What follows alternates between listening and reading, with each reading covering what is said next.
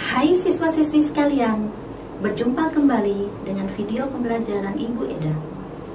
Kali ini, Ibu akan menyampaikan video pembelajaran Pendidikan Agama Katolik dan Budi Pekerti kelas 4, KD 3.6, pelajaran 16, tentang Yesus mewartakan kerajaan Allah melalui perumpamaan. Nah, anak-anak di rumah, Ibu minta untuk bisa menyiapkan alat tulisnya dan buku Pendidikan Agama Katolik dan Budi Pekerti, belajar mengenal Yesus dan Kitab Suci. Nah, ini ada di halaman 145 atau 145. Siswa-siswi tentu pernah mendengar tentang suatu kerajaan.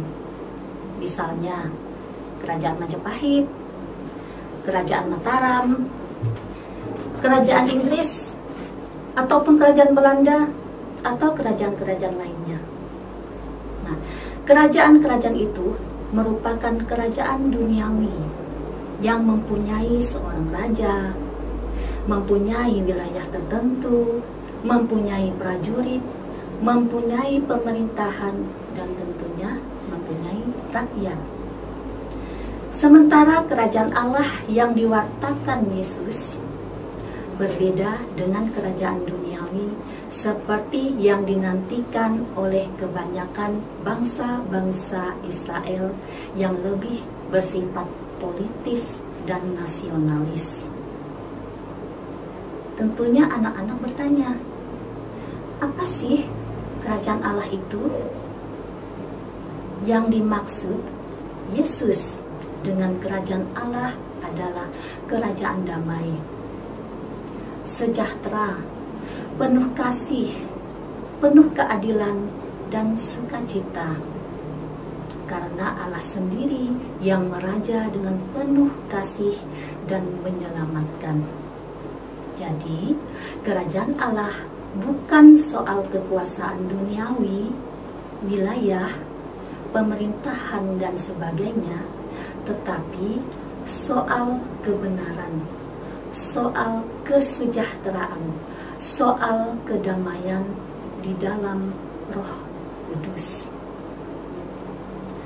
Apa sih pusat pewartaan Yesus itu? Pusat atau titik pewartaan Yesus adalah kerajaan Allah.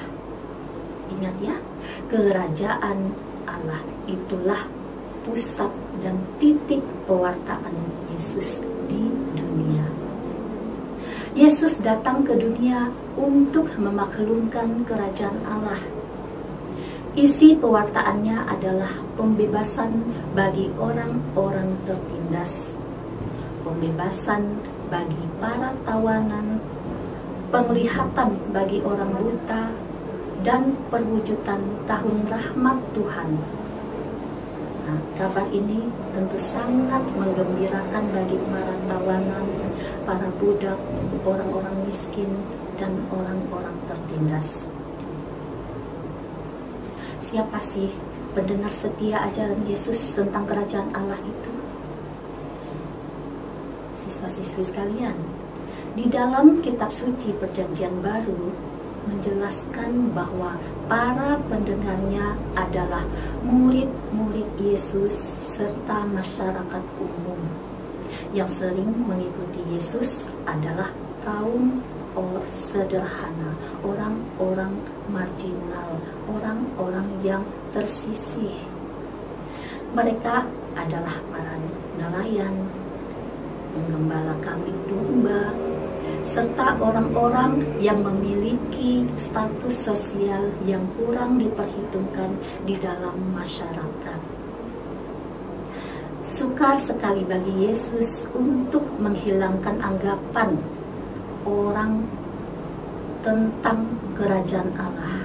Kadang-kadang orang selalu menafsirkan salah tentang kerajaan Allah. Mereka lebih banyak berpikir bahwa kerajaan Allah itu sama dengan kerajaan-kerajaan yang ada di dunia. Apalagi Yesus sendiri mengakui bahwa konsep tentang kerajaan Allah itu sendiri memang agak sulit. Bagaimana sehingga orang bisa memahami apa itu kerajaan Allah? Nah, tentunya Yesus mempunyai cara tertentu sehingga Yesus dapat mengajarkan dan menyampaikan tentang kerajaan Allah itu. Maka Yesus berusaha memberikan pemahaman dan berusaha melukiskan arti dan maksud sebenarnya dari kerajaan Allah itu. Untuk mencapai tujuan itu, di dalam mewartakan kerajaan Allah, Yesus menggunakan cerita-cerita atau pengandaian yang disebut dengan perumpamaan. Melalui perumpamaan yang digunakan Yesus dalam mewartakan kerajaan Allah, tujuannya agar para pendengar dapat memahami, mengerti, dan lebih jelas makna kerajaan Allah. Nah, di dalam menyampaikan ajaran tentang kerajaan Allah itu, Yesus menggunakan perumpamaan. Dalam pelajaran ini kita ambil bacaan kitab suci perumpamaan tentang pengampunan.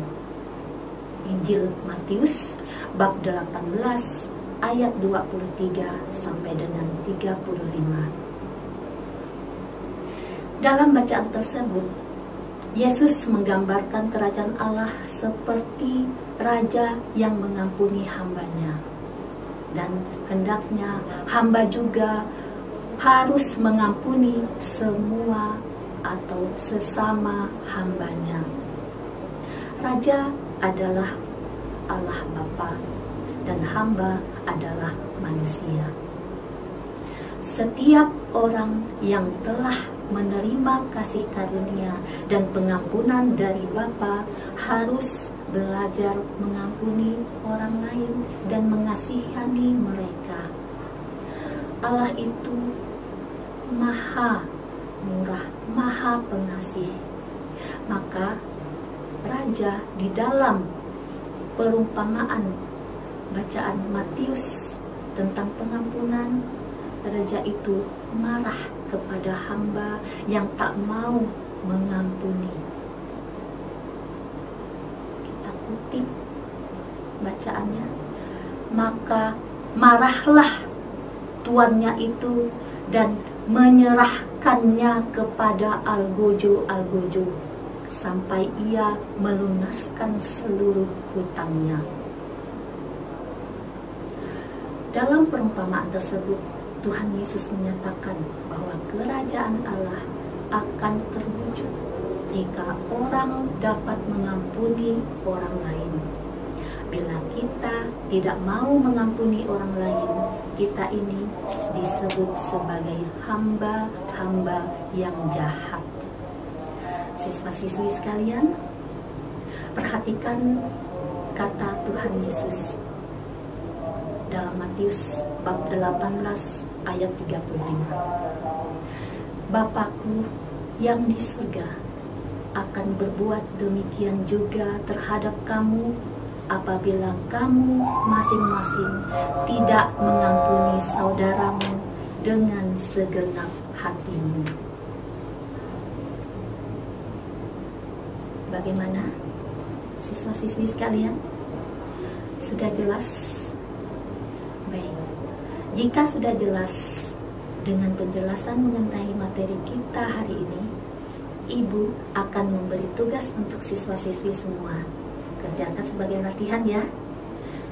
Nah, siapkan buku tulisnya. Nih penugasannya. 1. Menjelaskan arti kerajaan Allah. 2. Mengapa Yesus menggunakan perumpamaan sangat mengajarkan tentang kerajaan Allah. 3. mencari 5 perumpamaan Yesus dalam kitab suci. Jelas ya anak-anak? Baik, Ibu rasa cukup sekian video pembelajaran kita kali ini. Kita berjumpa kembali di video yang berikut.